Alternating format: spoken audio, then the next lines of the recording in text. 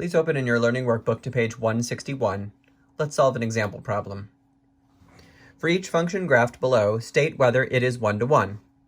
Okay, so we have a function here. This is a discrete function. It's made up of a bunch of disconnected dots. This is a continuous function. This is also a continuous function. For each one, we need to apply the horizontal line test to determine if the function provided has the extra property of being one-to-one. Let's solve each one of these problems. Turning to page 162 and taking a look at our first graph, our objective is to draw horizontal lines with the hope that we can find a horizontal line that will intersect the graph of the function at more than one point. If we draw our horizontal line here, we intersect the function at 2 points. This is the same if we draw our horizontal line here, 2 points. Because we are able to draw a horizontal line that intersects the graph of the function at more than 1 point, we say that this is not a one-to-one function. Okay, let's move on to our next example. This wavy blue curve. This is a function, but is it a one-to-one function? The answer is no.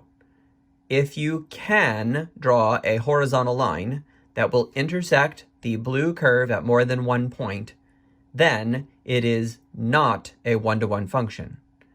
Well, if we look at the horizontal line drawn here in red, we find that it intersects the blue curve 4 times. 4 is more than 1, therefore this is not a one-to-one function. Something else worth noting about this particular graph is it's a continuous function that contains a mixture of increasing and decreasing. Going up, we're increasing, then going down, we're decreasing. Then up is increasing, and down is decreasing. Because we have a mixture of increasing and decreasing, this is not a one-to-one function. Okay, final picture. This is a one-to-one function. No matter how many horizontal lines you draw, each one will intersect the graph of the function at 1 point.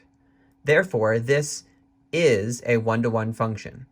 Note also that it is a continuous function that is always increasing, which connects us back to the conclusion from the previous from the previous page.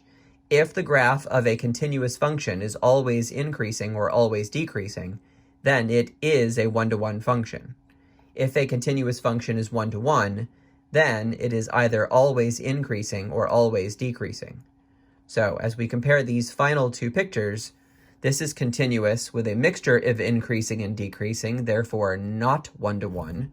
This is continuous, which is always increasing, therefore it is one-to-one. All right, we're now going to move on to solving some ALEKS problems.